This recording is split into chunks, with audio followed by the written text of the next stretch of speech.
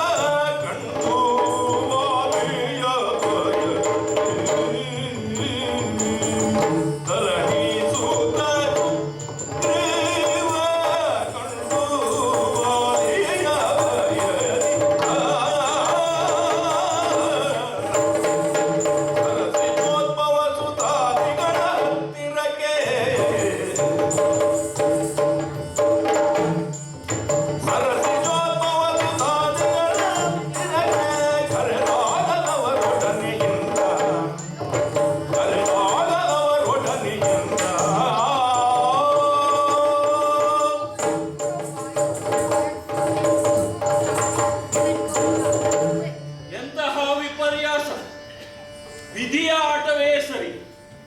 ಅಲ್ಲದೆ ಹೋದಲ್ಲಿ ಒಂದು ಕಾಲದಲ್ಲಿ ಕಿಷ್ಕಿಂಧೆ ಎಂದು ಆಡುತ್ತಿರುವಂತಹ ಈ ಸುಗ್ರೀವ ಈ ದಿನ ಅಣ್ಣ ವಾಲಿಯ ಭಯದಿಂದ ಋಷ್ಯಮುಖ ಪರ್ವತದಲ್ಲಿ ಅಡಗಿ ಕುಳಿತುಕೊಂಡಿರುವಂತಹ ಒಂದು ಪರಿಸ್ಥಿತಿ ಬಂದು ಹೋಯಿತಲ್ಲ. ಪ್ರತಿದಿನವೂ ಮೃಷ್ಟಾನ್ನ ಭೋಜನವನ್ನು ಮಾಡುತ್ತಾ ರಾಜ್ಯಭಾರವನ್ನು ಮಾಡುತ್ತಿರುವಂತಹ ಈ ಸುಗ್ರೀವ ಈ ಹೊತ್ತು ಈ ಕಾನನದಲ್ಲಿ ಹಣ್ಣು ಹಂಪಲುಗಳನ್ನು ತಿನ್ನುತ್ತಾ ಸುಡುವ ಸೂರ್ಯನ ಬಿಸಿಲಿನಲ್ಲಿ ಕಲ್ಲುಗಳ ಮೇಲೆ ಮಲಗಿ ಜೀವನ ಮಾಡುತ್ತಿರುವಂತಹ ಪರಿಸ್ಥಿತಿ ಬಂದು ಹೋಯಿತು.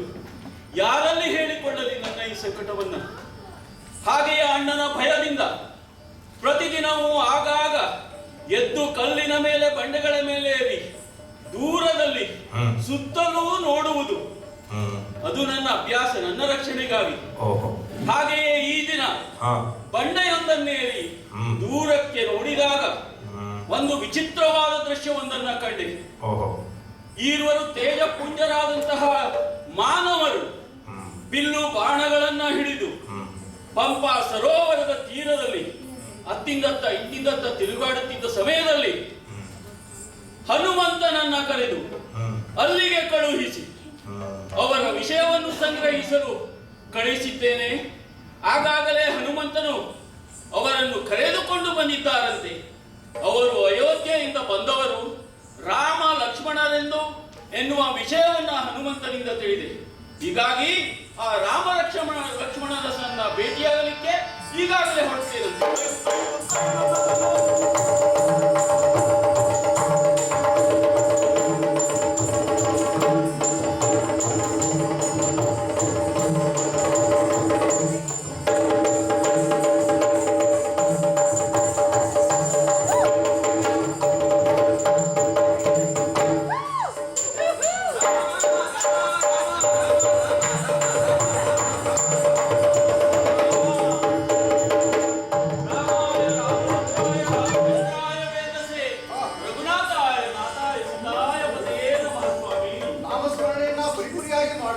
ಹೌದು ಸ್ವಾಮಿ. ಅರಯ್ಯ ನೀನು? ನಾನೇ ಸುಗ್ರೀವ ಸ್ವಾಮಿ. ಸುಗ್ರೀವ ಅಂದ್ರೆ ಶ್ರೀರಾಮಚಂದ್ರ, ನಿನ್ನ ಬಗ್ಗೆ ಬಹಳಷ್ಟನ್ನೇ ಕೇಳಿದ್ದೇನೆ. ನೀವು ಮಹಾಮಹಿಮನಂತೆ, ಮಹಾಪರಾಕ್ರಮಿಯಂತೆ, ಹಾಗೆಯೇ ಸೂರ್ಯವಂಶದವರಂತೆ. ಒಂದು ಮಾತನ್ನ ಕೇಳಿದ್ದೇನೆ.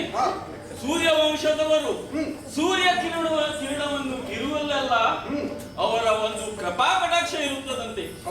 ಹಾಗೆಯೇ ಸ್ವಾಮಿ, ನಿಮ್ಮಲ್ಲಿ ನನ್ನ ವಿನಯ, ನನ್ನ ಮೇಲೂ ನಿನ್ನ ಕೃಪಾ ಕಟಾಕ್ಷವನ್ನು ತೋರಿ ನನ್ನನ್ನು ರಕ್ಷಿಸಬೇಕು ಮಹಾಸ್ವಾಮಿ, ರಕ್ಷಿಸಬೇಕು. ಹೇಳುತ್ತೇನೆ ಕೇಳಿ. ಅಗ್ರಜಾವಾಲಿ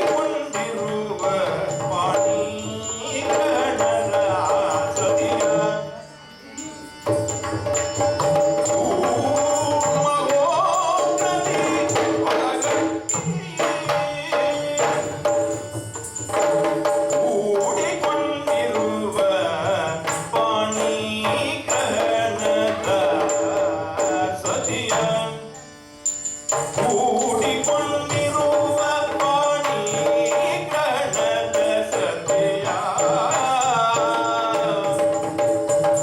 ಅಗ್ರಜವಾಲಿ ಪರಾಕ್ರಮದಿಂದ ನಿಗ್ರಹಿಸಲು ಬಗೆದು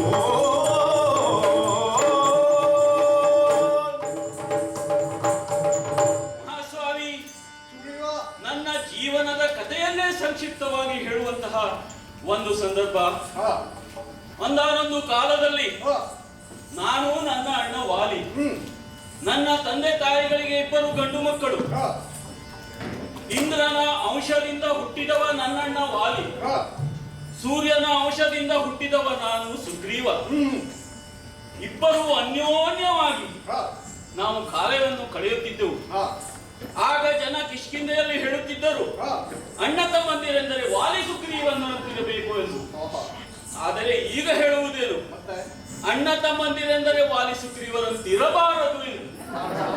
ಅದಕ್ಕೂ ಒಂದು ಕಾರಣ ಉಂಟು ಸ್ವಾಮಿ. ಹಾ ಅನ್ಯೋನ್ಯವಾಗಿ ರಾಜ್ಯಭಾರ ಮಾಡುತ್ತಿರುವಂತಹ ಸಮಯದಲ್ಲಿ ಹ್ಮ್ ಒಬ್ಬ ರಕ್ಕಸನ ಆಗಮನವಾಯಿತು. ಓಹೋ. ಮಾಯಾವಿ ಎಂದು ಆತನ ಹೆಸರು. ಹ್ಮ್ ನನ್ನ ಅಣ್ಣ ಮತ್ತು ಆತ ಹೊಡೆದಾಡುವಾಗ ಹ್ಮ್ ಆತ ಓಡಿ ಹೋಗಿ ಗುಹೆಯೊಂದನ್ನು ಹೊಕ್ಕ. ಹ್ಮ್ ಆತನ ಹಿಂದೆಯೇ ಓಡಿದ ನನ್ನಣ್ಣ ಹಾ. ವಾಲಿ. ಹಾ ಅಣ್ಣನ ಹಿಂದೆಯೇ ನಾನು ಓಡಿದೆ. ಹಾ ಗುಹೆಯ ಬಾಗಿಲಲ್ಲೇ ನನ್ನನ್ನು ತಡೆಗಟ್ಟಿಸಿ ನಿಲ್ಲಿಸಿದಂತ ನನ್ನಣ್ಣ ಹ್ಮ್ ತಾನೊಬ್ಬನೇ ಗುಹೆಯ ಒಳಕ್ಕೆ ಹೋದ. ಓಹೋ. ಬಹಳಷ್ಟು ದಿನಗಳ ಕಾಲವೇ ಅವರಲ್ಲಿ ಯುದ್ಧವು ನಡೆಯಿತು. ಹ್ಮ್ ಆಗಾಗ ಆಕ್ರಂದನ ಹ್ಮ್ ಗರ್ಜನೆ ಕೇಳಿಬರುತ್ತಿತ್ತು. ಹ್ಮ್ ಹಾಗೆಯೇ ಒಂದು ಸಾರಿ ಹ್ಮ್. ರಕ್ತದ ಹೋಗುಳಿಯೇ ಗುಹೆಯ ಬಾಗಿಲಿನಿಂದ ಹೊರಗೆ ಬಂತು. ಓಹೋ. ಆ ಸಮಯದಲ್ಲಿ ಹಾ ಆಕ್ರಂದನ ಒಂದು ಕೇಳಿ ಬಂತು. ಹಾ ನನ್ನ ಅಣ್ಣನ ಆಕ್ರಂದನದಂತೆಯೇ ನನಗೆ ಅನಿಸಿತು. ನಿನಗೆ ಅನಿಸಿತು. ನಾನು ಎಣಿಸಿಕೊಂಡೆ, ಹಾ ಕಾಂಚನ ಮಾಲೆಯನ್ನು ಧರಿಸಿ ಹೋಗದಿದ್ದರಿಂದ ಹ್ಮ್ ನನ್ನ ಅಣ್ಣನಿಗೆ ಸೋಲುಂಟಾಗಿ ಸಾವನ್ನಪ್ಪಿದ್ದಾನೆ ಓಹೋ. ಎನ್ನುವಂತಹ ತೀರ್ಮಾನಕ್ಕೆ ಬಂದಂತಹ ನಾನು ಹಾ ಆ ರಕ್ಕಸನಿಗೆ ಗುಹೆಯ ದ್ವಾರ ತಿಳಿಯಬಾರದೆಂದು ಹಾ ದೊಡ್ಡ ಬಂಡೆಗಲ್ಲೊಂದನ್ನೇರಿ ಹಾ ಆ ಬಂಡೆಗಲ್ಲನ್ನು ಗುಹೆ ದ್ವಾರಕ್ಕೆ ಹ್ಮ್. ಆನಿಸಿ ಇಟ್ಟು ಹಾ ಪುನಃ ದ್ವಾರಕೆಗೆ ಬಂದೆ. ಹಾ ಹಿರಿಯರ ಆಣತಿಯಂತೆ ಹಾ ಅಣ್ಣನ ಕ್ರಿಯಾಕರ್ಮಗಳನ್ನೆಲ್ಲ ಮುಗಿಸಿದೆ.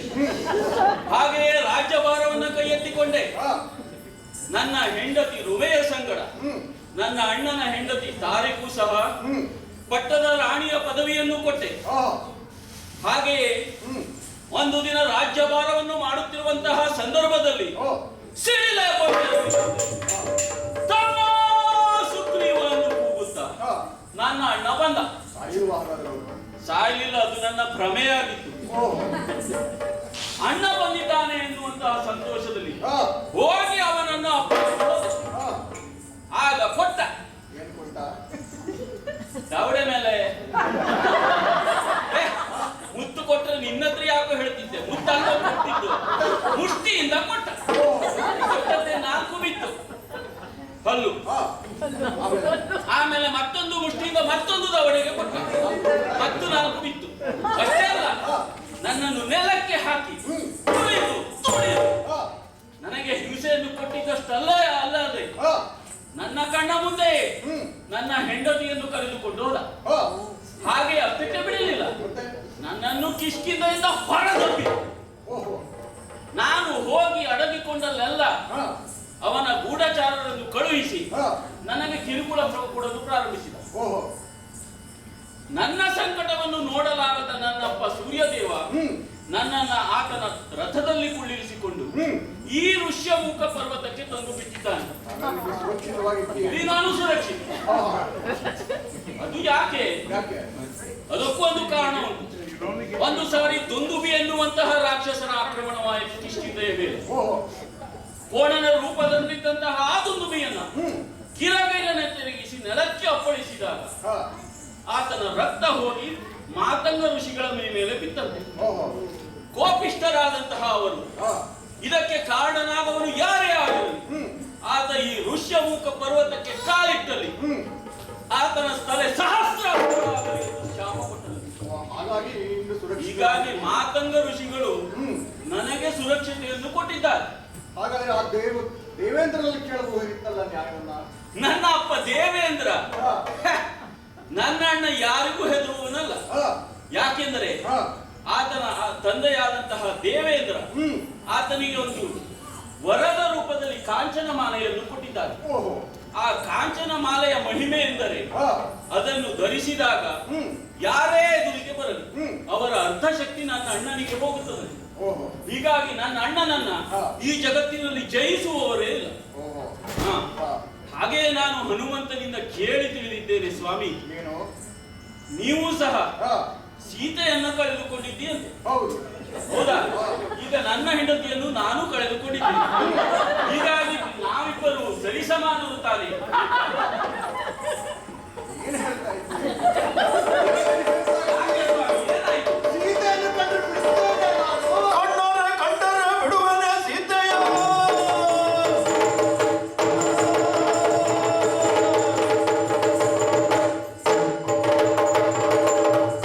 ಕಂಡರೆ ಬಿಡುವನೆ ಎಲ್ಲವನ್ನ ಪ್ರೀತಿಯ ಎಲ್ಲವನ್ನ ಪ್ರೀತಿಯ ನಿನ್ನನ್ನು ನನ್ನ ಬಾಳಿನ ಬಗೆಯ ಬೇರೆದೋ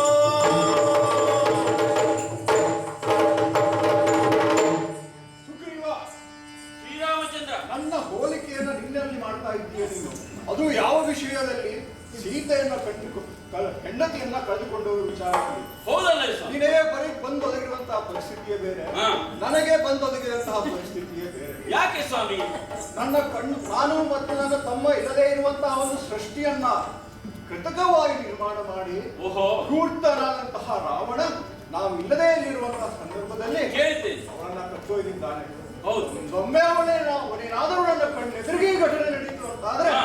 ಇದೋ ಶರ ಪ್ರಯೋಗದಿಂದ ಅವನ ತಲೆಯನ್ನ ಕಳೆದು ಸೀತೆಯನ್ನು ಕತ್ತೊಳಗಾಗಿಸಿದ್ದೆ. ಹೌದು ಹೌದು. ಇರಲಿ ಬಿಡು. ಹಾ. ಇನ್ನು ಸಖ್ಯವನ್ನ ಗಳಿಸಿ ಬಂದವನು ಅಲ್ಲವೇ ನಾನು ಇಲ್ಲಿಗೆ ಹೌದು. ಒಂದು ಭರವಸೆಯನ್ನು ಕೊಡ್ತೇನೆ, ಕೇಳು. ಏನದು ಸ್ವಾಮಿ? ವಾಲಿಯನ್ನ ವಧಿಸಿಯಾದರು ಹಾ? ನಿಮ್ಮ ಹೆಂಡತಿಯನ್ನ ನಿನಗೆ ಕೊಡಿಸ್ತೇನೆ. ಏನೋ? ಸ್ವಾಮಿಯನ್ನ ವಧಿಸ್ತೀಯಾ? ವಾಲಿಯ ರಾಮ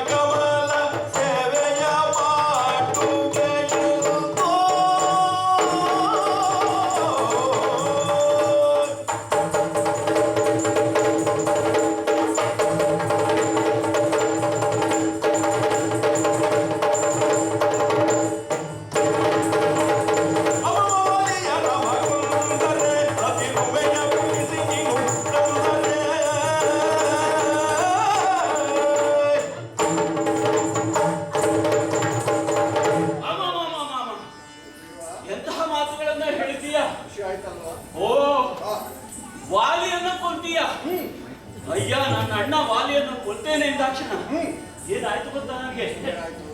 ಮರುಭೂಮಿಯಲ್ಲಿ ಮಳೆ ಬಿದ್ದಂತೆ ಅಥವಾ ಹಸಿದವನಿಗೆ ಮೃಷ್ಟಾನ್ನ ಭೋಜನ ಸಿಕ್ಕಂತೆ ಅದಕ್ಕೂ ಮಿಗಿಲಾದಂತಹ ಒಂದು ಸಂತೋಷ ಆಗ್ತಾ ಇದೆ ಸ್ವಾಮಿ. ಯಾಕೆಂದರೆ ಈ ಲೋಕದಲ್ಲಿಯೇ ಅಜೇಯನಾಗಿದ್ದಂತಹ ನನ್ನಣ್ಣ ವಾಲಿಯನ್ನ ಕೊಲ್ಲುತ್ತೇನೆ ಅಷ್ಟೇ ಸಾಕು ನನಗೆ. ಹಾಗೆ ಹೇಳಿದವರೇ ಇಲ್ಲ, ಮತ್ತೆ ಕೊಲ್ಲುತ್ತೇನೆ ಹೇಳಿ ಮುಗಿಸುವಲ್ಲಿವರೆಗೆ ಸತ್ತವರಿದ್ದಾರೆ. ಓ ಈಗ ನೀನು ಕೊಲ್ಲುತ್ತೇನೆ ಅಂತೀಯಲ್ಲ, ಒಂದು ವೇಳೆ ನೀನಾಡಿದ ಮಾತಿನಂತೆ ನನ್ನಣ್ಣನನ್ನ ಕೊಂದು ಕಿಷ್ಕಿಂದೆಯನ್ನ ನನಗೆ ತಂದು ನನ್ನ ಹೆಂಡತಿ ನನಗೆ ಕೊಡಿಸಿದೆ ಅಂತ ಆದರೆ ಸ್ವಾಮಿ ನಾನು ನಿನ್ನ ಪಾದತಳದಲ್ಲಿ. ಹಾ ಅಷ್ಟೇ ಅಲ್ಲ, ಹಾ ಮರುಕ್ಷಣವೇ ಹ್ಮ್ ಈ ಕಿಷ್ಕಿಂಧೆಯ ಸೈನ್ಯವೆಲ್ಲವೂ ಹ್ಮ್ ಆ ಸೀತೆಯನ್ನು ಹುಡುಕುವ ಕಾರ್ಯದಲ್ಲಿ ಹಾ ಮಗ್ನವಾಗ್ತದೆ. ಅದರಲ್ಲಿ ಸಂಶಯ ಬೇಡ. ಹಾ ನಿನ್ನ ಸಖ್ಯವನ್ನ ಕಳಿಸಿ ಬಂದಿದ್ದೇನಲ್ಲ, ಹಾ. ಇದು ಅಗ್ನಿಯ ಸಾಕ್ಷ್ಯವಾಗಿ ಆಯ್ತು. ಮಾತನ್ನ ಕೊಡ್ತಾ ಇದ್ದೇನೆ. ವಾಲಿಯನ್ನ ಒದಿಸಿ ಋಮೆಯನ್ನ ನಿಮಗೆ ತಂದು ಕೊಡ್ತೇನೆ. ಇದು ಆಯ್ತು ಸ್ವಾಮಿ. ವಾಲಿಯನ್ನ ನಾವು ವಾಲಿಯನ್ನ ಕರೆಯಲಿ. ಹಾ ಆದರೆ ಒಂದೊಂದು ಸಂಶಯ ಸ್ವಾಮಿ. ಯಾಕೆ ಗೊತ್ತಾ? ಏನಪ್ಪ ಅದು? ನನ್ನ ಅಣ್ಣ ವಾಲಿ ಈಗಾಗಲೇ ಬಹಳ ಬಲಿಷ್ಠ. ಹಾ ಹೇಳುತ್ತೇನೆ ಕೇಳಿ ನನ್ನ ಸಂಶಯವನ್ನ. ಏನದು ಹೇಳು. ರಾಘವ ವೀರ ಕೇಳು ಸುವಿಚಾರ.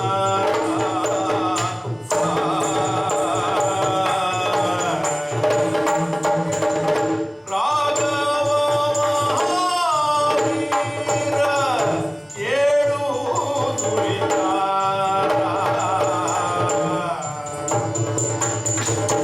ಈಗನ್ನ ಸಂಶಯವ ಪರಿಹರಿಸು ಪುರಾ. ಈಗನ್ನ ಸಂಶಯವ ಪರಿಹರಿಸು ಪುರಾ.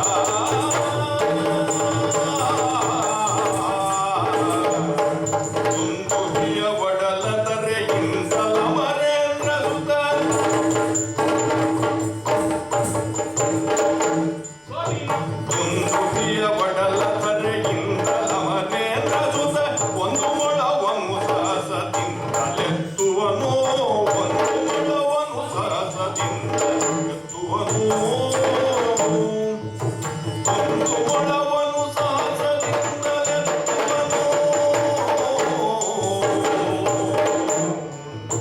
ದುಂದುಹಿಯ ಒಡಲ ತರೆಯಿಂದಲ ಮರೇಂದ್ರ ಸುತನೊಂದು ಮೊಳವನ್ನು ಸಹಸದಿಂದಲೆತ್ತುವನು.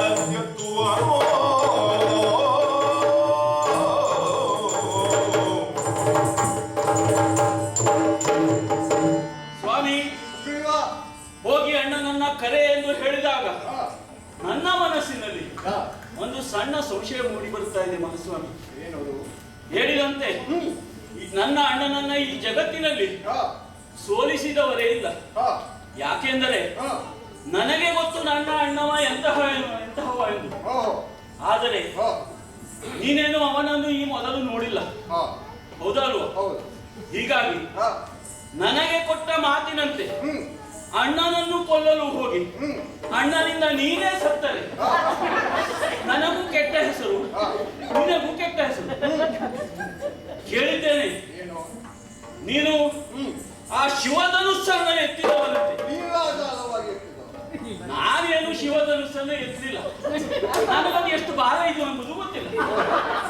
ಆದರೆ ಇಲ್ಲಿ ಮುಂದೆ ಎಂದು ಬೆಟ್ಟದೋಪಾದಿಯಲ್ಲಿ ಬೆಳ್ಳಗಿನ ಒಂದು ವಸ್ತು ಕಾಣುತ್ತಾ ಇದೆಯಲ್ಲ, ಕಾಣಿಸ್ತಾ ಇದೆ ಕಾಣಿಸ್ತಾ. ದೊಡ್ಡದಾಗಿ ಬಿದ್ದಿದೆ. ಹಾ ಅದು ಯಾರು? ಯಾರು? ಆ ದುಂದುಬಿ ಎನ್ನುವ ರಾಕ್ಷಸನ ಹಾ ಅಸ್ಥಿ ಪಂಜರ. ಓಹೋ ಆ ಅಸ್ಥಿ ಪಂಜರವನ್ನು ಹ್ಮ್ ಈ ಕಿಷ್ಕಿಂಧೆಯಲ್ಲಿ ಹ್ಮ್ ನನ್ನನ್ನು ಸೇರಿಸಿ ಹಾ ಅಲ್ಲಾಡಿಸ್ಲಿಕ್ಕೂ ಸಾಧ್ಯ ಇಲ್ಲ ಯಾರನ್ನು. ಓಹೋ ಅಂತಹ ಅಸ್ಥಿ ಪಂಜರವನ್ನ ಹ್ಮ್ ನನ್ನಣ್ಣ ಆಗಾಗ ಹ್ಮ್ ಒಂದು ಪ್ರಯಾಸದಿಂದ ಒಂದು ಮಳ ಎತ್ತಿ ಬಿಟ್ಟ. ಈಗ ನಾನು ಎರಡು ಮಳೆ ಎತ್ತಬೇಕು. ಹಾಗೆ ಹೇಳ್ತಾ ಇಲ್ಲ, ಹಾ ನನ್ನ ಅಣ್ಣ ಎತ್ತಾನೆ ಅಂತ. ಅಷ್ಟೇ ಹೊರತು ಓ ರಘುವೀರ ಹಾ, ಎಂಬುದಾಗಿ ಕರೀತಾ ಇದ್ರು. ಇನ್ನ ವೀರತ್ವದ ಮೇಲೆ ಸ್ವಲ್ಪ ಸಂಶಯ ಅಂತ ಹೇಳ್ತಾ ಇದ್ರು. ನನಗೆ ಸಂಶಯ, ನಾನು ನಿನ್ನ ಸಂಶಯ ಮಾಡಲಿಲ್ಲ. ನನಗನ್ಸುದು ಆಗ್ತದೋ ಇಲ್ವೋ ಅಂತ. ಹೀಗೆ ನಿನ್ನ ಸಂಶಯಕ್ಕೆ ಒಂದು ಪರಿಹಾರವನ್ನ ಕೊಡ್ತೇನೆ. ಹಾ. ನೋಡ್ತಾ ಇರಿ ಹೇಗೆ ಮಾಡ್ತೇನೆ ಎಂಬುದಾಗಿ. ಹಾ.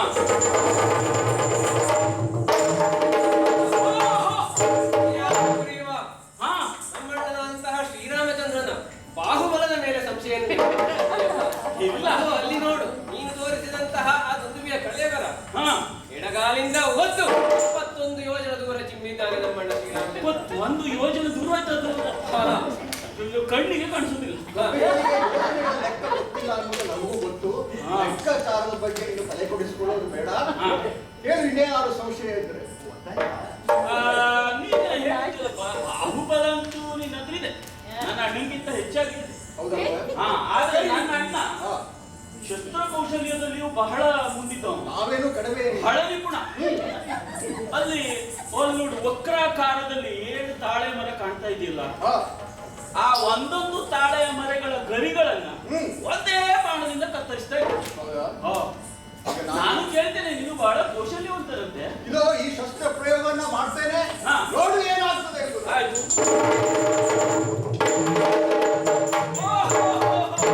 ನೋಡಿದ್ಯಾ ನಮ್ಮಣ್ಣನ ಶಸ್ತ್ರಕೌಶಲ್ಯ ಓ. ಮಾಡಿ ಹಾ. ನೀನು ತೋರಿಸಿದಂತಹ 7 ತಾಳೆ ಮರಗಳನ್ನು ಹಾ. ಬೀಳಿಸಿ ಬಿಟ್ಟಿದ್ದಾನೆ ನೋಡು. ಹಾ, ಹಾ, ಹಾ. ಈಗಲಾದ್ರೂ ಸಂಶಯ ಪರಿಹಾರವಾಯಿತು. ಪರಿಹಾರ ಆಗಿರ್ಬೇಕು. ಆಯ್ತು, ಆಯ್ತು, ಸ್ವಾಮಿ. ಹೋಗು ಕರಿ ವಾಲಿಯನ್ನ. ಈಗಾಗಲೇ ಹೋಗಿ.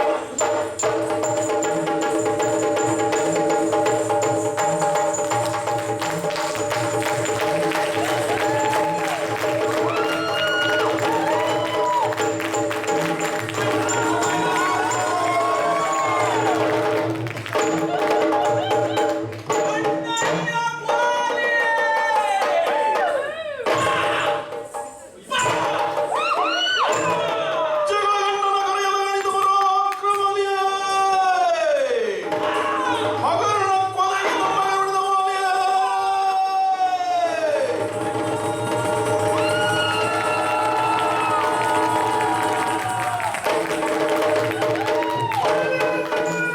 ಪಾನು ತನುಜ ಬಳಿರೆ ಅನುಜ.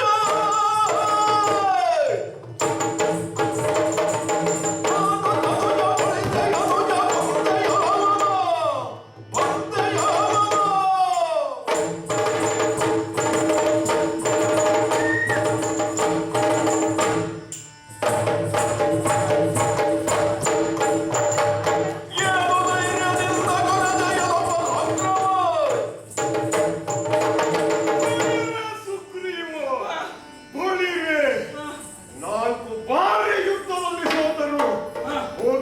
ಹೋಗಿದ್ದಲ್ಲದೆ ಮತ್ತೆ ಬಂದು ಕರಿತಾ ಇದ್ದೀಯಲ್ಲ, ಬಂದಿದ್ದೇನೆ. ಏನು ಕಾರಣ? ಕಾರಣ ಆ, ಅಣ್ಣ, ಮಾನಿನಿಯನ್ನು ಬಿಡುವುದಕ್ಕೆ ಮಾನಿನಿಯನ್ನು ಬಿಡುವುದಕ್ಕೆ ಬದುಕುವುದಲ್ಲದೆ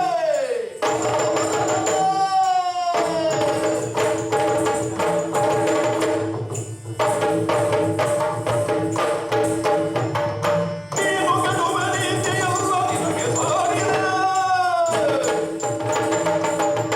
ಅಣ್ಣ, ನಿನ್ನನ್ನು ಕರೆಯಲಿಕ್ಕೆ ಏನು ಕಾರಣ ಎಂದು ಕೇಳ್ತಾ ಇದ್ದೀಯಲ್ಲ, ಹೊಸದಾಗಿ ಹೇಳಬೇಕೆ? ಆ, ನನ್ನ ಹೆಂಡತಿಯನ್ನು ಇಟ್ಟುಕೊಂಡಿರುವೆಯಲ್ಲ, ಆ, ಅವಳನ್ನ ಈ ಕ್ಷಣವೇ ಬೀಳು, ಇಲ್ಲದೆ ಹೋದರೆ ಕೆಟ್ಟು ಹೋಗು. ಬಿಡ್ಬೇಕು. ನಾನು ಸದ್ಯ ಕೊನೆಯನ್ನು ಚವತಿಯ ನಾನು ಸದ್ಯ ಕೊನೆಯನ್ನು ಚವತಿ ಮೊದಲೇ ಮೊದಲಿನ ಇದು ಮುಂದೆ ಪಡೆದ ಬಂದ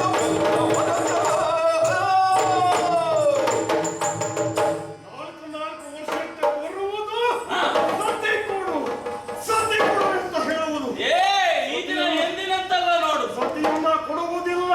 ಏನು? ನೀನು ನಾನು ಕೊಟ್ಟ ಪೆಟ್ಟುಗಳನ್ನ ಮರೆತಿದ್ದೀಯ. ಆ? ಬೇಕೇನೋ ಖರ್ಚಿಗೆ. ಅಣ್ಣ, ಹ್ಮ್. ಅಣ್ಣ ಬೇಡ, ಮಾತನಾಡಬೇಡ. ಅನಕವಲ್ಲ ಮೊದಲಿನಂತೆ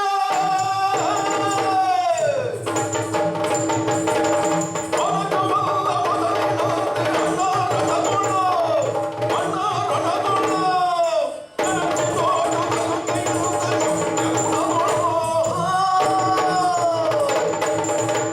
ಅಣ್ಣ, ಆ, ಈ ದಿನ ಎಂದಿನಂತಲ್ಲ, 4 ವರ್ಷಗಳ ಮೊದಲು ಆ. 4 ಸಾರಿಯೇ ಬಂದಿರಬಹುದು. ಇವತ್ತು ಶನಿವಾರ ದಿನ ಅಂತ. ದಿನ ಹೊಡೆದೊಂದಿಗೂ ಹೋಗಬಹುದು. ಆ, ಆದರೆ ಈ ದಿನ ಆ, ಎಂದಿನಂತಲ್ಲ, ಆ, ಹೊಸ ಹುಮ್ಮಸ್ಸಿನಿಂದ ಬಂದಿದ್ದೇನೆ. ಆ, ಹೀಗಾಗಿ ಆ, ನನ್ನ ಹೆಂಡತಿಯನ್ನ ಬಿಡು, ಆ. ಇಲ್ಲದೆ ಹೋದರೆ ಯುದ್ಧ ಮಾಡು. ಶನಿವಾರ ದಿವಸ ನಿನಗೆ ಶನಿಯಾಗಿ ಕರ್ತೇನೆ. ಆ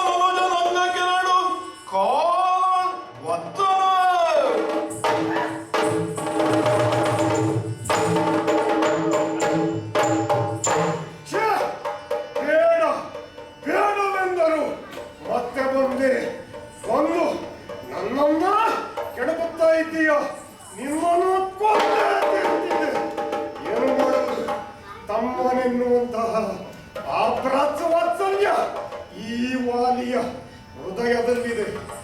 ಅದರಿಂದ ಉಳುವುದಿಲ್ಲ. ಮೂಲ ಹೋಗು ಸಾಯನುತ್ತ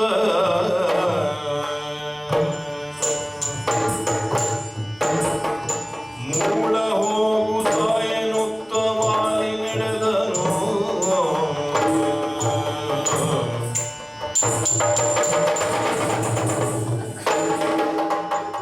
ಮೂಲ ಹೋಗು ಸಾಯನುತ್ತ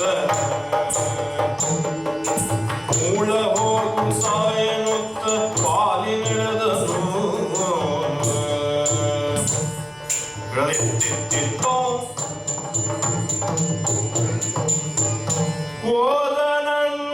ಹೋದನನ್ನೆಂದು ತಿಳಿವು ಆದರಿಸಿದನು. ಹೋದ ಅಣ್ಣನೆಂದು ತಿಳಿಯುವುದಾದರಿಸಿದನು.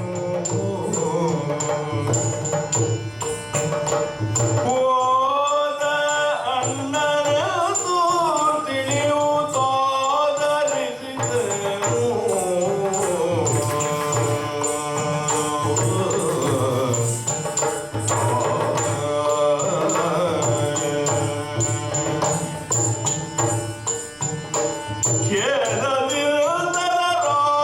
ರಾಧಿಪತಿಯ ಮೂದಲಿಸಿದನು.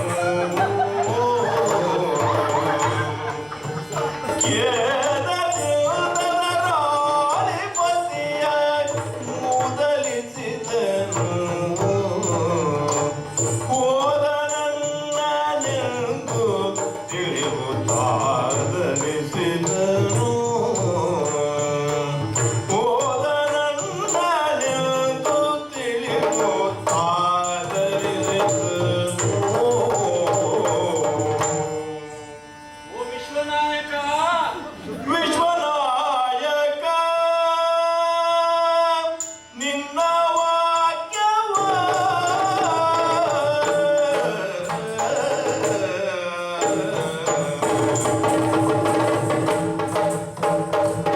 ವಿಶ್ವನಾಯಕ ನಿನ್ನ ವಾಕ್ಯವ ವಿಶ್ವದಯೋ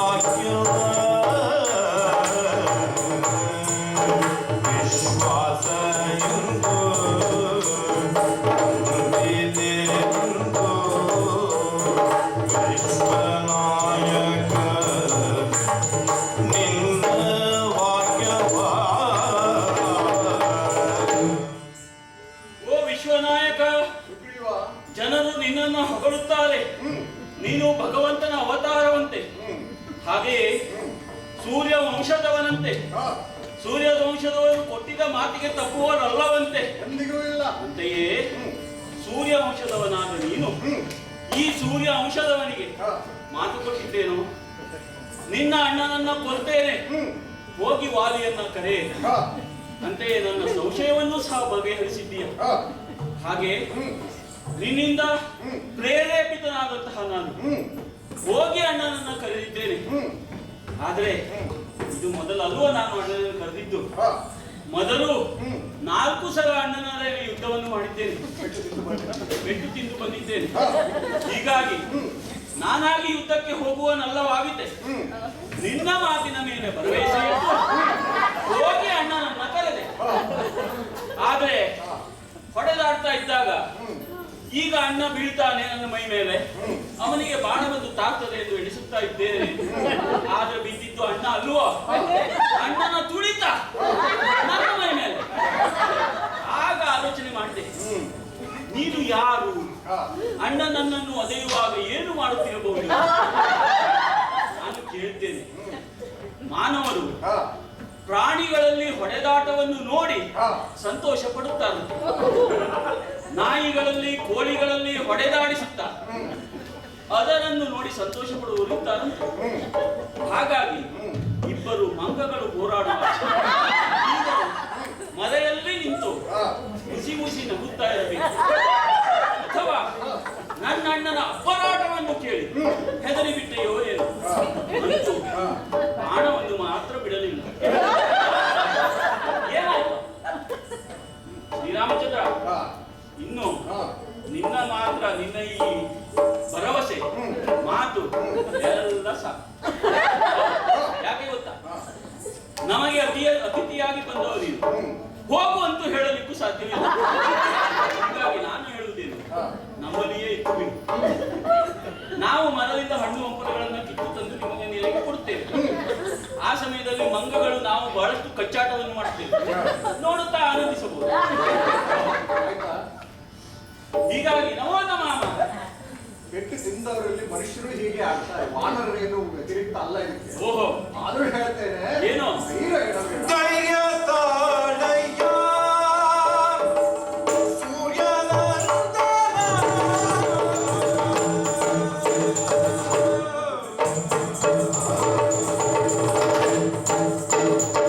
ಧೈರ್ಯ ತಾಳಯ್ಯ ಸೂರ್ಯನಂದನ. ಧೈರ್ಯ ತಾಳಯ್ಯ ಸೂರ್ಯನಂದನ. ಕಾರ್ಯವೇನೋ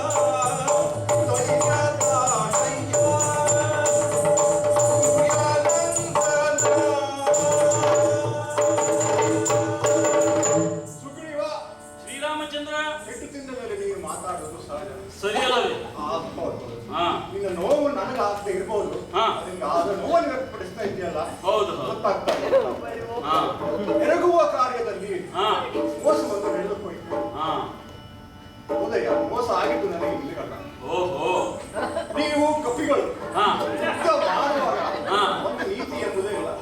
ಓ ಹೀಗೆ ನಾವು ಅದಕ್ಕೆ ಅದಕ್ಕೆ ನನ್ನ ಅಮ್ಮ ಹೇಳ್ತಿದ್ದು, ಹಾ, ಮಗನೇ ಹಾ, ದೊಡ್ಡವರ ಎದುರಿನಲ್ಲಿ ನಿಲ್ಲಬೇಡ, ಹಾ. ಹೇಸರಗತ್ತಿಯ ಹಿಂದೆ ನಿಲ್ಲಬೇಡ. ಈಗ ನಿನ್ನಂತಹ ದೊಡ್ಡವನ ಮಾತು ಕೇಳಿ ಹೋಗಿ ಆ ಹೇಸರಗತ್ತಿಯಲ್ಲೂ ಅದರಿಸಿಕೊಂಡು ದೊಡ್ಡವರ ಮಾತು ನಿಮ್ಮಲ್ಲಿ ಕೇಳಿ ಹೇಳು ಹೇಳು.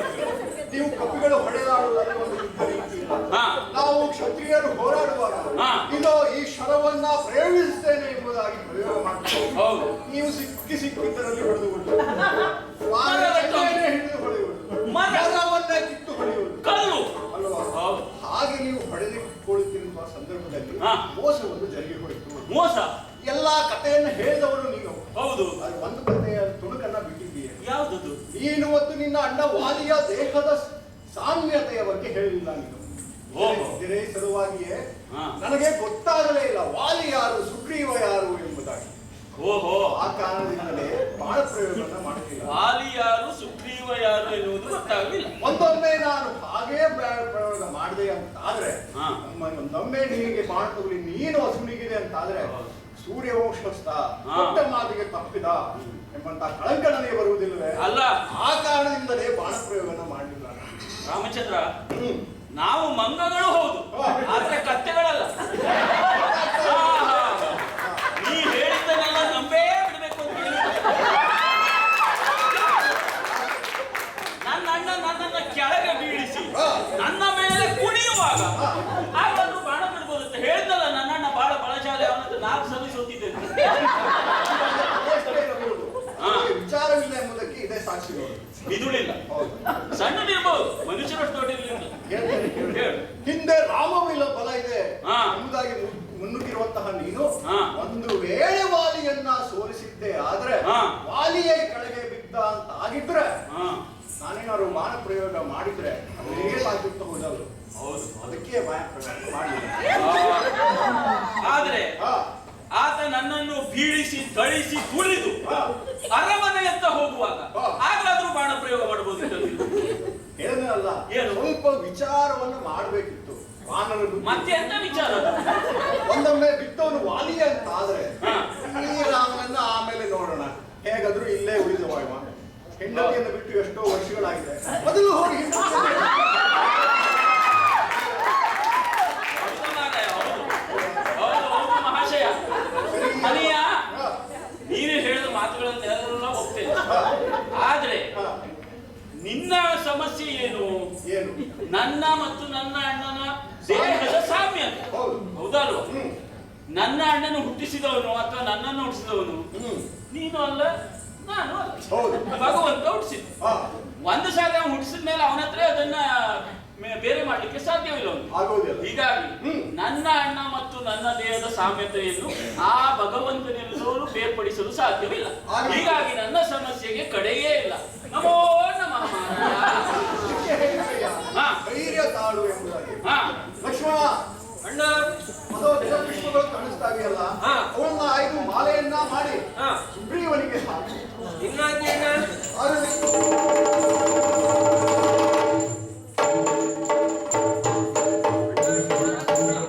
ಯೋಗ್ಯವಾದ ಗಜಪುಷ್ಪಗಳನ್ನು ಆರಿಸಿ ಮಾಲೆಯನ್ನು ಸಿದ್ಧಪಡಿಸಿದ್ದೇನೆ. ಇದೋ ಸುಗ್ರೀವನ ಗುತ್ತಿಗೆ ಇದನ್ನು ನುಡಿಸುತ್ತಾ ಇದ್ದೇನೆ.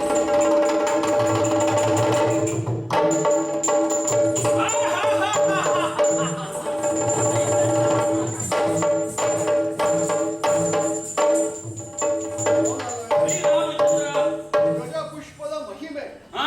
ನಿನ್ನ ಮೇಲೆ ಕಾಣಿಸ್ತಾ ಇದೆ. ಮೈಯ ನೋವು ನಿವಾರಣೆಯಾಗಿ ಹೋಯಿತು. ಆದ ನೋವು ಹೊಸ ಉತ್ಸಾಹ ಮೂಡಿ ಬರುತ್ತಿದೆ ಮೈಯಲ್ಲಿ. ಇನ್ನೂ ಒಂದು ವೈಶಿಷ್ಟ್ಯವಿದೆ. ಹಾ.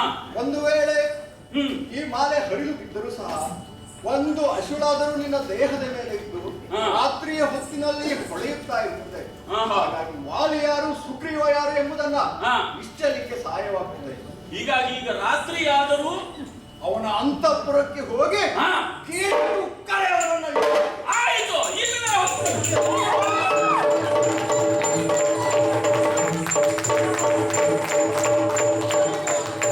ಅಣ್ಣ!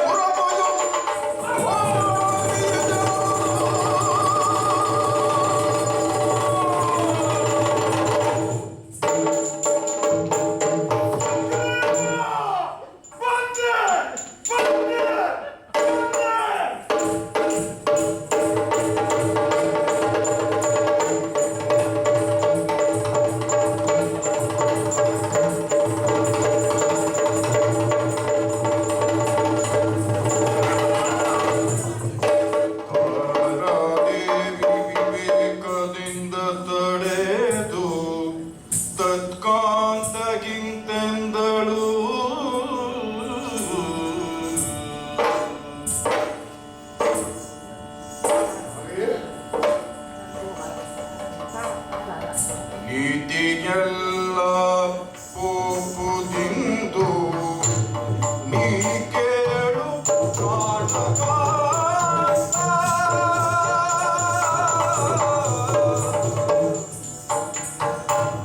ನೀತಿಗೆಲ್ಲ ಹೋಗುದಿಂದು ನೀ ಕೇಳು ಕಾಣಕ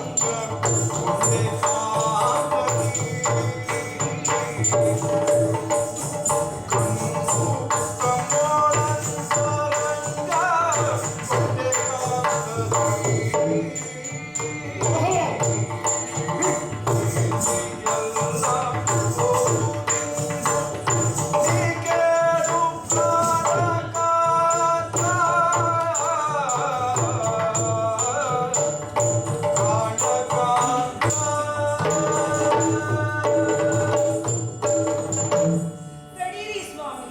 ನಡೆಯಬೇಕೆ? ಕರೆಯುತ್ತಾ ಇದ್ದಾನಲ್ಲ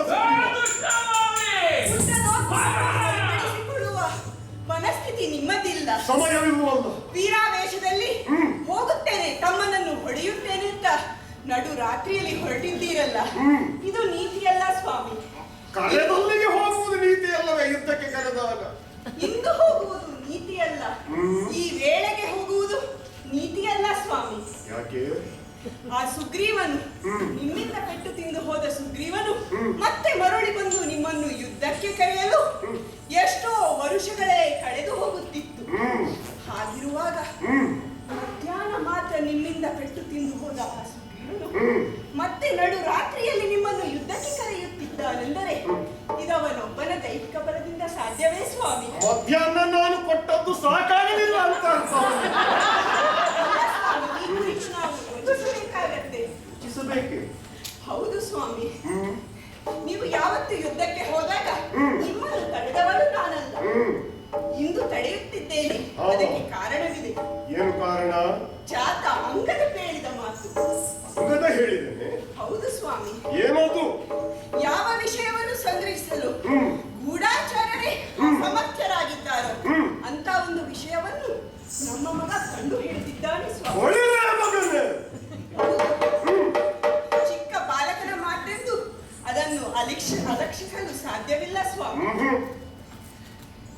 ನಿಮ್ಮ ತಮ್ಮನಾದ ಸುಗ್ರೀವನು ಋಷಮೂಕ ಪರ್ವತದ ತಪ್ಪಲಲ್ಲಿ ಇರುವರು ಯುವಕರನ್ನು ಕಂಡನಂತೆ. ಹನುಮಂತನ ಸಹಾಯದಿಂದ ಅವರನ್ನು ಕರೆತರೆದು ಅವರ ಪರಿಚಯವನ್ನು ಮಾಡಿಕೊಂಡಾಗ ಅವರು ಬೇರೆ ಯಾರೂ ಅಲ್ಲ, ದಶರಥ ಚಕ್ರವರ್ತಿಯ ಸುಕುಮಾರರು. ಅವರ ಹೆಸರು ರಾಮ ಲಕ್ಷ್ಮಣ ಎಂದು ಗೊತ್ತಾಯಿತಂತೆ. ಕಾರಣವಶವಾಗಿ ರಾಮ ಲಕ್ಷ್ಮಣರು ರಾಮನ ಹೆಂಡತಿ ಸೀತೆಯೊಡನೆ ವನವಾಸ ಮಾಡುತ್ತಿರುವಾಗ ಅಲ್ಲಿ ನಿಮ್ಮ ಸಖನಾದ ರಾವಣನು ಸೀತಾದೇವಿಯನ್ನು ಅಪಹರಿಸಿಕೊಂಡು ಹೋದನಂತೆ ಸ್ವಾಮಿ. ಹಾಗೆ ಸೀತಾನ್ವೇಷಣ ಮಾಡುತ್ತಾ ಬರುತ್ತಿರುವಾಗ ಶಬರಿಯಿಂದ ಸೂಚಿತಗೊಂಡ ರಾಮ ಲಕ್ಷ್ಮಣರು ಪಂಪಾ ಸರೋವರದ ಬಳಿ ಬಂದರಂತೆ. ಅಲ್ಲೇ ಸುಗ್ರೀವನಿಗೆ ರಾಮ ಲಕ್ಷ್ಮಣರ ಪರಿಚಯ ಆಗಿ ಅವನ ಎಲ್ಲಾ ದುಃಖವನ್ನು ರಾಮನಲ್ಲಿ ಹಂಚಿಕೊಂಡಿದ್ದಾನಂತೆ ಸ್ವಾಮಿ. ಹಂಚಿಕೊಂಡರೆ ನನಗೇನು? ಸೂರ್ಯನ ಪುತ್ರನಾದ ಆ ಸುಗ್ರೀವನಿಗೆ ಸೂರ್ಯವಂಶದ ಬೆಂಬಲವಿದೆ ಸ್ವಾಮಿ. ಆ ಬೆಂಬಲದಿಂದಲೇ ಅವನು ನಡು ರಾತ್ರಿಯಲ್ಲಿ ನಿಮ್ಮನ್ನು ಯುದ್ಧಕ್ಕೆ ಕರೆಯುತ್ತಿರುವುದು. ಓಹೋ, ರಾಮನ ಬೆಂಬಲವಿದೆ, ಅದಕ್ಕಾಗಿ ಈಗ ಹೋಗುವುದು ನೀತಿಯಲ್ಲ ಎಂದು ನೀವು ಹೇಳುವುದು. ಆದರೆ ಈ ಹಿಂದೆ ಹಲವು ಬಾರಿ ಸುಗ್ರೀವ ನನ್ನ ಮೇಲೆ ಯುದ್ಧಕ್ಕೆ ಬಂದಿದ್ದಾನೆ, ಜೊತೆಯಲ್ಲಿ ಹಲವರನ್ನು ಕರೆತಂದಿದ್ದಾನೆ. ಅವರೆಲ್ಲರನ್ನು ಸೇರಿಸಿ ಸುಗ್ರೀವನನ್ನು ಮೆಟ್ಟಿದ್ದೇನೆ. ನನ್ನ ಮಾತ್ರಕ್ಕೆ ಈಗ ಯಾರು ರಾಮನಂತೆ ಅವನ ತಮ್ಮ ಲಕ್ಷ್ಮಣನಂತೆ ಯಾರೋ 2 ಜನ ಮಾನವರು ಅವನ ಜೊತೆಗಿದ್ದಾರೆ ಎನ್ನುವ ಕಾರಣಕ್ಕಾಗಿ ಹೆದರುವಂತಹ ಮನುಷ್ಯ ನಾನಲ್ಲ. ನೆನಪಿರಲಿ, ರಾಮ ಲಕ್ಷ್ಮಣರು ಮಧ್ಯಾಹ್ನ ಇರಲಿಲ್ವೋ? ಮಧ್ಯಾಹ್ನ ಇದ್ದರು, ಹೊಡಿಲಿಲ್ವೋ? ಏನು ಮಾಡಿದರು? ಏನು ಮಾಡಲಿಲ್ಲ ಅಂತ ಆದ್ಮೇಲೆ ಅವ್ರ ಹತ್ರ ಆಗುವುದಿಲ್ಲ ಅಂತ. ಆದ್ದರಿಂದ ಈಗ ಹೋಗ್ತೇನೆ. ಸ್ವಾಮಿ, ರಾಮ ಲಕ್ಷ್ಮಣರು ಸಾಮಾನ್ಯರಲ್ಲವಂತೆ. ಸುಗ್ರೀವನು ಸಹ ಅವರ ಸಾಮರ್ಥ್ಯವನ್ನು ಪರೀಕ್ಷಿಸಿದ್ದಾನಂತೆ. ಏನು ಮಾಡಿದ್ದಾನಂತೆ? ಆ ದುಂದುಬಿ ರಾಕ್ಷಸನ ಅಸ್ಥಿ ಪಂಜರವನ್ನು ನೀವು ಪ್ರಯತ್ನ ಪೂರ್ವಕವಾಗಿ ಬಡಗಾಲ ಪರ್ಯಂತ ಎತ್ತುತ್ತಿರಲ್ಲವೇ? ಆ ಅಸ್ಥಿ ಪಂಜರವನ್ನು ಶ್ರೀರಾಮಚಂದ್ರನು ಎಡಗಾಲಿನಲ್ಲಿ ಚಿಮ್ಮಿದಾಗ ಅದು ಯೋಜನಾಂತರಕ್ಕೆ ಹೋಗಿ ಬಿದ್ದಿದೆಯಂತೆ ಸ್ವಾಮಿ. ಅದಕ್ಕೆ ರಾಮ ನನಗಿಂತ ಬಲಶಾಲಿ ಅಂತ ನೀನು ಹೇಳುವುದು. ತಾರೆ ನೆನಪಿರಲಿ, ರಕ್ತ ಮಾಂಸ ತುಂಬಿದಂತಹ ಆ ದುಂದುಬಿಯ ಶರೀರವನ್ನೇ ಎತ್ತಿ ಬೀಸಾಡಿದವಾಗಿ ಈ ವಾಲಿ. ಅಂತದ್ದರಲ್ಲಿ ಅಸ್ಥಿ ಪಂಜರವನ್ನ ಎತ್ತುವುದು ಒಂದು ಸಾಮರ್ಥ್ಯದ ವಿಷಯವೇ ಅಲ್ಲ. ಅದನ್ನ ಯೋಜನಾಂತರವಾಗಿ ನಾನು ಚಿಮ್ಮುತ್ತಿದ್ದೆ. ಚಿಮ್ಮಲಿಲ್ಲ. ಯಾಕೆ? ಕಿಷ್ಕಿಂದೆಗೆ ಅದು ಬೇಕು ಎನ್ನುವ ಕಾರಣಕ್ಕಾಗಿ, ಮುಂದಿನ ಪೀಳಿಗೆಗೆ ಅದೊಂದು ಸ್ಮಾರಕವಾಗಿ ಉಳಿಯಲಿ ಎನ್ನುವ ಕಾರಣಕ್ಕಾಗಿ ಅದನ್ನು ಇಲ್ಲಿಯೇ ಇರಿಸಿದವ ಈ ವಾಲಿ. ಮಾತ್ರಕ್ಕೆ ನೀನು ಹೆದರುವ ಅಗತ್ಯವೇ ಇಲ್ಲ. ಸ್ವಾಮಿ, ಶ್ರೀರಾಮಚಂದ್ರನು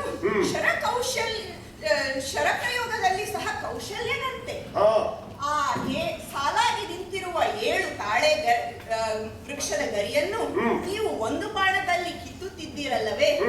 ಅದು 7ಕ್ಕೆ 7 ತಾಳೆ ವೃಕ್ಷವನ್ನು ಶ್ರೀರಾಮಚಂದ್ರನು ಒಂದೇ ಬಾಣದಲ್ಲಿ ಬುಡ ಸಮೇತ ಕಿತ್ತು ಬಿಸಾಕಿದ್ದಾನಂತೆ ಸ್ವಾಮಿ. ಕತ್ತರಿಸಿ ಬಿಟ್ಟನ? ಹೌದು ಸ್ವಾಮಿ. ಇದೇ ನೋಡು ಮನುಷ್ಯರಿಗೂ ವಾನರರಿಗೂ ಇರುವ ವ್ಯತ್ಯಾಸ. ನಾವು ವಾನರರು ವನ ರಕ್ಷಕರು, ಮರಗಳನ್ನ ಬೆಳೆಸಿ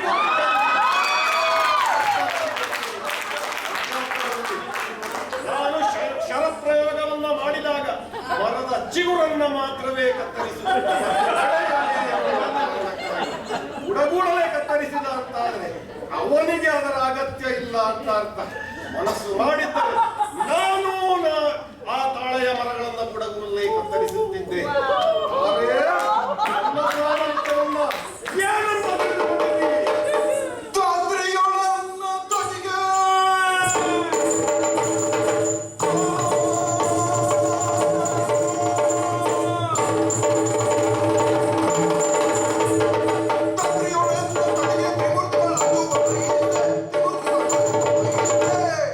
ಮತ್ತೆ ರಾಮ ಜೀವನದಿಂದ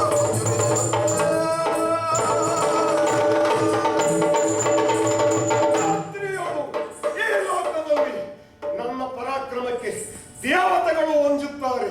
ಅಂತದ್ದರಲ್ಲಿ ಯಾರೋ ರಾಮನಂತೆ ಹೊಂದಿದ್ದಾನೆ ಎನ್ನುವ ಕಾರಣಕ್ಕಾಗಿ ನೀನು ಹೆದರುವಂತಹ ಪ್ರಶ್ನೆಯೇ ಇಲ್ಲ. ಹೆದರಬೇಡ. ಈಗಲೇ ಹೋಗಿ ಕ್ಷಣಾರ್ಧದಲ್ಲಿ ಬರ್ತೇನೆ. ಸ್ವಾಮಿ, ಹೋಗುವುದೇ ಆದರೆ ನಾಳೆ ನೋಡಿ ಕೊಂಬ ಯುದ್ಧ ವೇಳೆಯೆಲ್ಲವೂ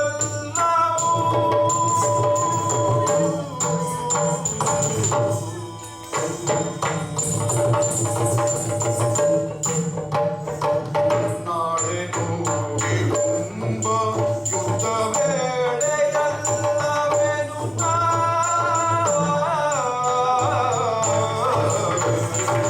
ನಾಳೆ ನೋಡಿ ಕೊಂಬ ಯುದ್ಧ ವೇಳೆಯೆಲ್ಲವೆನುತಲವನ ಕಾಲ ಮೇಲೆ ಬಿದ್ದು ತಾರೆ ಕೇಳಿಕೊಂಡಳು.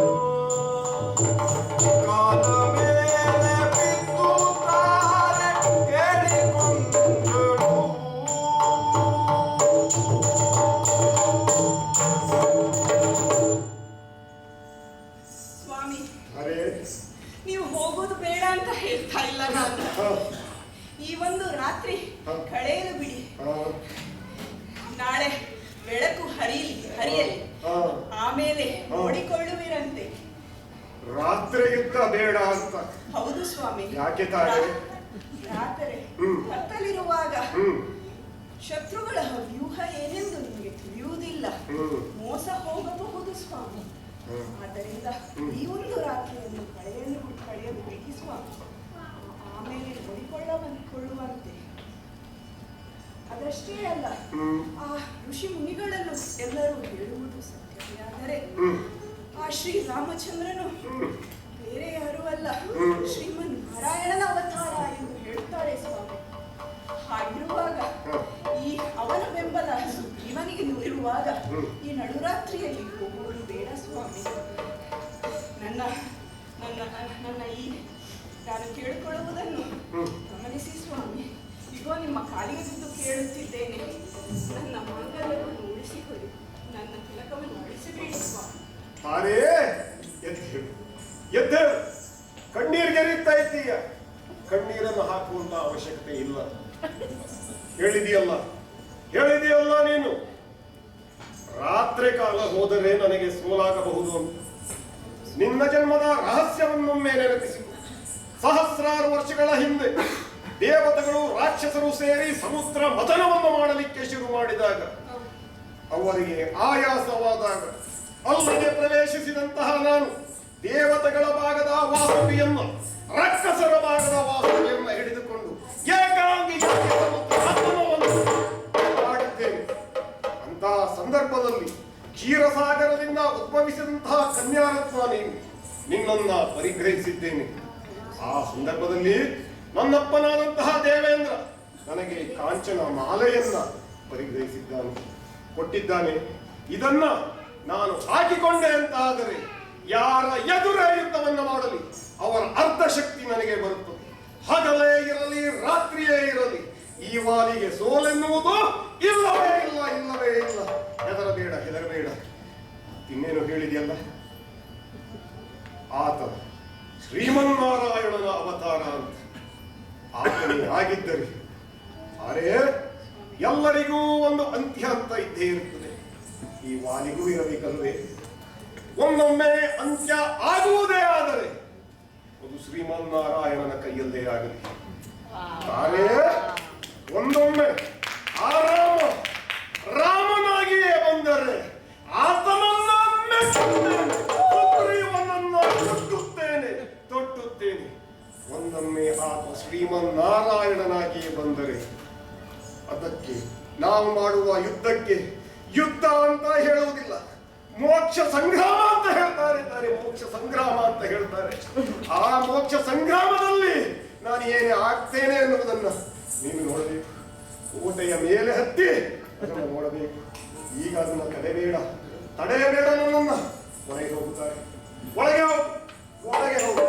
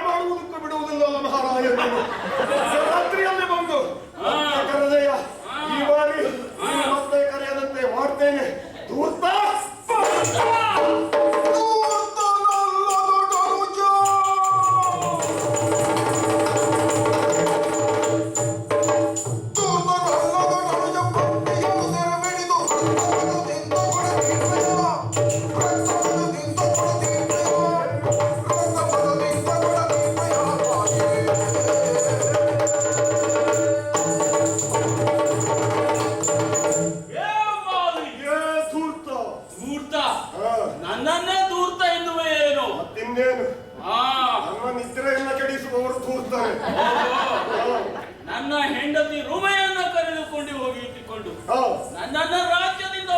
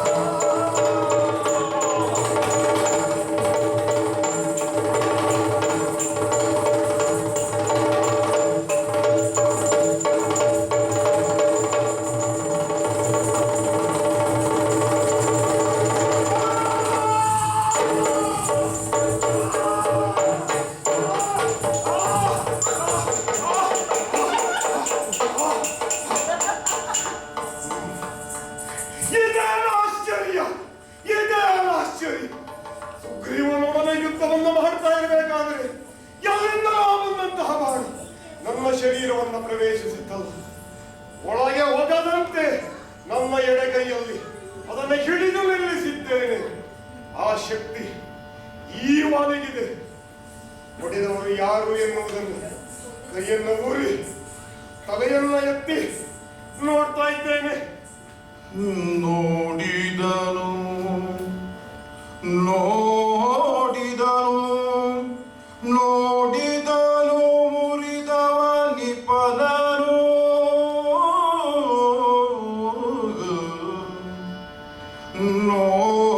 ನೋಡಿದನು ಮುರಿದವ ನಿಪನನು ಅಲ್ಲಾಡಿದನು ಅಲ್ಲಾಡಿದನು ತುದಿ ಬೆರಳನ ಹುದೈ ಕೋಡಿ ಕೋಡಿ ಇಲ್ಲದ ಕರೆಯ ನಯೆ ಕದ್ಯೋತ ವಂಶದಲ್ಲಿ ಕೋಡಿ ಇಲ್ಲದ ಕರೆಯ ನಯೆ ಕದ್ಯೋತ ವಂಶದಲ್ಲಿ ನೋಡಿದನು ನೋಡಿದನು. ಇದೇನಾಶ್ಚರ್ಯ! ಯಾರು ಬಾಣವನ್ನು ಬಿಟ್ಟಿದ್ದು ಎನ್ನುವುದನ್ನು ಸ್ವಲ್ಪ ಸುಧಾರಿಸಿಕೊಂಡು ಪ್ರಾಣವನ್ನು ಹೀರುತ್ತಿರುವಂತಹ ಈ ಬಾಣವನ್ನ ಎಡಗೈಯಲ್ಲಿ ಹಿಡಿದುಕೊಂಡು ನೋಡ್ತಾ ಇದ್ದೇನೆ. ಮರದ ಮರೆಯಿಂದ ತೇಜೋಪುಂಜವಾದಂತಹ ರೂಪವೊಂದು ಹೊರಗೆ ಬಂದು ನಿಂತಾ ಇದೆಯಲ್ಲ. ಈಗ ಈತನನ್ನ ನೋಡಿದರೆ ಎಲ್ಲಿಯೋ ರಾಜನ ಹಾಗೆ ಕಾಣಿಸುತ್ತಾ ಇದ್ದಾನೆ. ಈತನ ಗಾಂಭೀರ್ಯವನ್ನು ನೋಡಿದರೆ ಯಾವುದೋ ನೃಪವಂಶದವನೇ ಇರಬೇಕು. ಬಹಳ ಕೀರ್ತಿ ತಂದಿದ್ದಾನೆ, ಬಹಳ ಕೀರ್ತಿ ತಂದಿದ್ದಾನೆ ತನ್ನ ವಂಶಕ್ಕೆ. ಈತನನ್ನೇ ಮಾತಾಡಿಸ್ತೇನೆ. ಅಯ್ಯ, ಬಹಳ ಜಾಣನೇನೋ ನೀನು.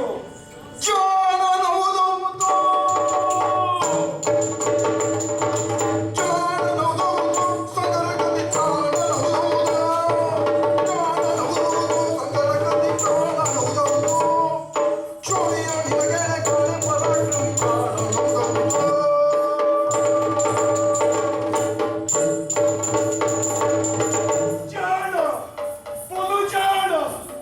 ಉದಯ, ಬಹಳ ಜಾಣ ನೀನು.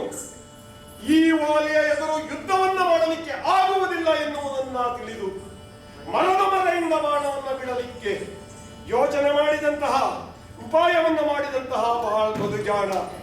ಈ ಜಾಣತನವನ್ನ ಎಲ್ಲಿ ಕಲಿತೆಯೋ? ಈ ಜಗತ್ತಿನ ನೃಪವಂಶದವರಲ್ಲ ಈ ಸಮರ ವಿದ್ಯೆಯನ್ನ ನಿನ್ನ ಹತ್ತಿರ ಕಲಿಬೇಕು. ಜಾಣನಂತೆ ಜಾಣ. ಈ ಜಾಣತನವನ್ನ ಮಾಡಿದಂತಹ ನೀನು ಯಾರು ಎನ್ನುವುದನ್ನ ಆಲೋಚಿಸುತ್ತಾ ಇದ್ದೇನೆ. ನೀನೇನೋ? ನೀನೇ ದಶರಥನೆಂಬ ನೀನೇ ದಶರಥನೆಂಬ ನೃಪತಿಯ ಸೂರು.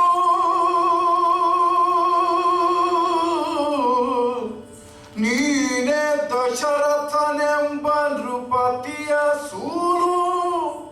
ಸಾಮ್ರಾಜ್ಯಕ್ಕೆ ಸಲ್ಲದೆ ಸಾಮ್ರಾಜ್ಯಕ್ಕೆ ಸಲ್ಲದೆ ಕಾನನವ ಪೊಕ್ಕ ಬಲೆಯನು ಹೋಗಾಡಿದತಿ ಬಲನು. ಕಾನನವ ಪೊಕ್ಕ ಬಲೆಯನು ಹೋಗಾಡಿದತಿ ಬಲನು. ನೀನೇ ನೀನೇ ನೀನೇ ದಶರಥನೆಂಬ ನೃಪತಿಯ ಸೂನು. ಹೀನ ವೃತ್ತಿಯ ಬಗೆಗೆ ಸಲ್ಲದ ಮಾನನಿಧಿ ನೀನಹುದ ಹುದ ಹುದೋ. ಹೀನ ವೃತ್ತಿಯ ಬಗೆಗೆ ಸಲ್ಲದ ಮಾನನಿಧಿ ನೀನಹುದೋ. ಮನದನು ಮಾನವೀ ಪರಿ ತೋರುತ್ತಿರೆ ನಿನಗಾರು ಸರಿಯಂದ. ನೀನೇ ನೀನೇ ನೀನೇ ದಶರಥನೆಂಬ ನೃಪತಿಯ ನೀನೇ ಏನು ಆ ದಶರಥನಂದನ ರಾಮ ಎಂದರೆ ನೀನೇ ಏನು? ತಾರೆ ಇವನೇ ಏನು ರಾಮ? ಅಂಗದ ಇವನೇ ಏನು ರಾಮ?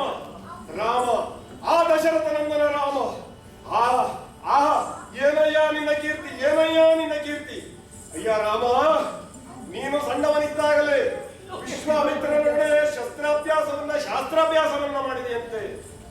ಮರೆಯಲ್ಲಿ ನಿಂತು ಬಾಣ ಬಿಡುವುದನ್ನ ವಿಶ್ವಾಮಿತ್ರರೇ ನನಗೆ ಹೇಳಿಕೊಟ್ರೇನು ರಾಮ? ರಾಮ, ಸಣ್ಣವರಿದ್ದಾಗಲೇ ನೀನು ಆ ಶಿವಧನಸ್ಸನ್ನ ಭಂಗ ಮಾಡಿದೆಯಂತೆ. ಇಲ್ಲಿ ಏನು ಭಂಗ ಮಾಡಲಿಕ್ಕೆ ಬಂದಿಯೋ ರಾಮ? ರಾಮಚಂದ್ರ, ಮರೆಯಲ್ಲಿ ನಿಂತು ಬಾಣವನ್ನ ಬಿಡುವುದು ಇದು ಯಾವ ಧರ್ಮ ಅಂತ ಕೇಳ್ತಾ ಇದ್ದೇನೆ. ರಾಮ, ನೀನು ಜನಿಸಿದಂತಹ ವಂಶವಾದರೂ ಎಂತಹದ್ದು? ಆ ಸೂರ್ಯವಂಶದಲ್ಲಿ ಹುಟ್ಟಿದಂತವರು ಎಂತೆಂಥವರು ತನ್ನ ಧನಸ್ಸಿನ ಠೇಂಕಾರದಿಂದಲೇ ಕುಬೇರನನ್ನ ಬರಮಾಡಿಕೊಂಡು ಬ್ರಾಹ್ಮಣರಿಗೆ ಸುವರ್ಣಗಳನ್ನ ದಾನ ಮಾಡಿದಂತಹ ಆ ರಘು, ದೇವಗಂಗೆಯನ್ನೇ ಭೂಮಿಗೆ ಇಳಿಸಿದಂತಹ ಆ ಭಗೀರಥ, ತೊಳೆಯ ಮಾಂಸವನ್ನೇ ಪ್ರಾಣಿಯ ಜೀವವನ್ನು ಉಳಿಸಲು ದಾನ ಮಾಡಿದಂತಹ ಆ ಶಿಬಿ, ಹೆಚ್ಚೇಕೆ ತನ್ನನ್ನೇ ಸತ್ಯಕ್ಕಾಗಿ ಮಾರಿಕೊಂಡಂತಹ ಆ ಹರಿಶ್ಚಂದ್ರ, ಅಂತವರೆಲ್ಲರ ವಂಶದಲ್ಲಿ ತುಳಸಿಯ ಬೃಂದಾವನದ ಮಧ್ಯೆ ಕಳೆಗಿಡ ಹುಟ್ಟುವಂತೆ ನೀನು ಹುಟ್ಟಿಕೊಂಡು ಬಿಟ್ಟಿಯಲ್ಲ ರಾಮ? ಅಲ್ಲ, ನಿನ್ನ ಕೀರ್ತಿಗೆ ಏನು ಮಾಡಿಕೊಂಡೆಯೋ? ಸುವರ್ಣಾಕ್ಷರದಲ್ಲಿ ಬರೆದಿಡಬೇಕಾದಂತ ಹೆಸರಾಗಿತ್ತು ರಾಮ ನಿನ್ನದು. ನೀನು ಮಾಡಿದ್ದಾದರೂ ಎಂತದ್ದು? ಪಾದ ಸ್ಪರ್ಶದಿಂದಲೇ ಬಂಡೆಗಳನ್ನ ಹೆಣ್ಣಾಗಿಸುತ್ತಿದ್ದಂತೆ ನೀನು ರಾಮ. ನಿನ್ನ ಕೀರ್ತಿಯನ್ನು ನಾನು ಕೇಳಿದ್ದೇನೆ. ನಿನ್ನೆಲ್ಲ ಕೀರ್ತಿಯ ನಡುವೆ ಸೂರ್ಯ ಚಂದ್ರನಿರುವ ತನಕ ನಿನ್ನ ಹೆಸರಿಗೆ ಅಂಟಬಹುದಾದಂತಹ ಕಳಂಕವನ್ನ ನೀನೇ ತಂದುಕೊಂಡು ಬಿಟ್ಟಿಯಲ್ಲೋ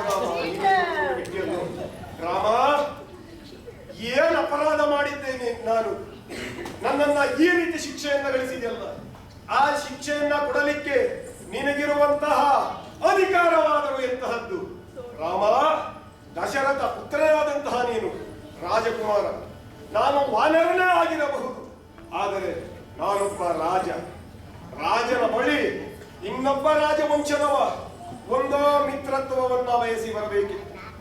ಇಲ್ಲ, ನೀನು ನನ್ನೊಡನೆ ಯುದ್ಧವನ್ನ ಬಯಸಿ ಬರಬೇಕಿತ್ತು. ಮಿತ್ರತ್ವವನ್ನ ನೀನು ಬಯಸಿ ಬರಲಿಲ್ಲ. ಅದರ ಬದಲು ಏನು ಮಾಡಿದೆ? ಯಾರ ಮಿತ್ರತ್ವವನ್ನ ಮಾಡಿದೆ?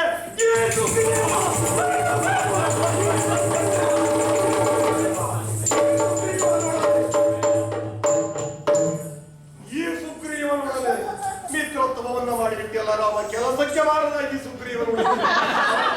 ಈಗಲೂ ನೋಡು, ನನ್ನೆದುರು ನಿಲ್ಲಲು ಧೈರ್ಯವಿಲ್ಲದೆ ಮುಖ ತಗ್ಗಿಸಿ ಬಾಲ ಮಡಿಸಿಕೊಂಡು ಕುಳಿತುಕೊಂಡಿದ್ದ ಈ ಸುಗ್ರೀವನ ಮಿತ್ರತ್ವವನ್ನ ಮಾಡಿದೆ. ಮಿತ್ರತ್ವಕ್ಕೂ ಅರ್ಹವಲ್ಲದ ಈತ.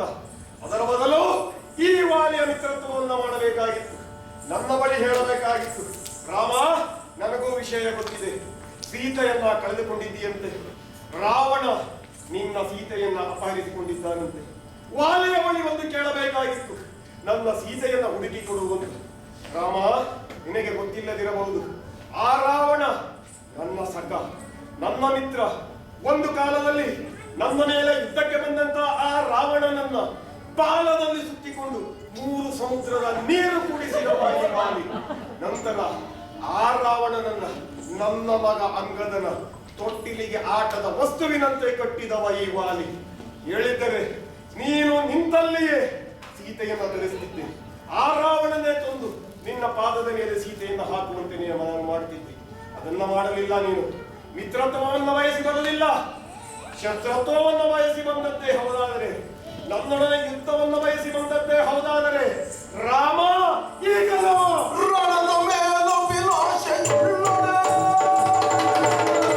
ರಣದ ಮೇಲು ವಿಲಾಸವುಳ್ಳೊಡೆ, ಕೆಳಗೆ ನೋಡದಲ್ಲಿರಿಯಬಹುದು, ಕೆಳಗೆ ನೋಡದಲ್ಲಿರಿಯಬಹುದು,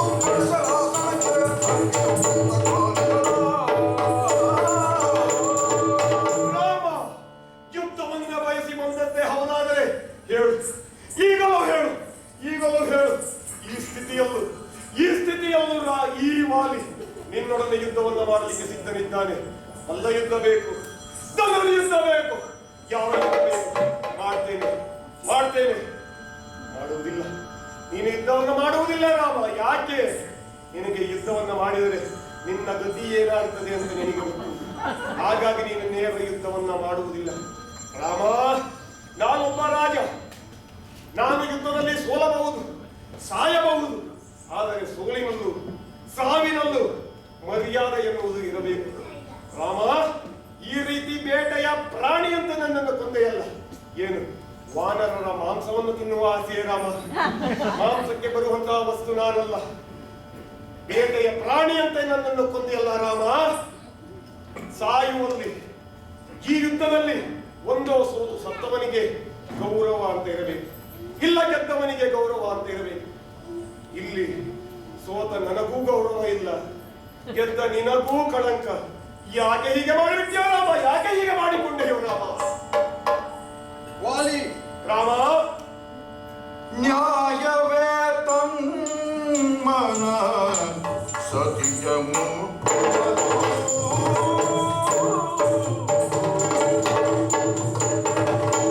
ನ್ಯಾಯವೇ ತಮ್ಮನ ಸತಿಯ ಮುಟ್ಟುವುದು. ನ್ಯಾಯವೇ ತಮ್ಮನ ಸತಿಯ ಮುಟ್ಟುವುದು.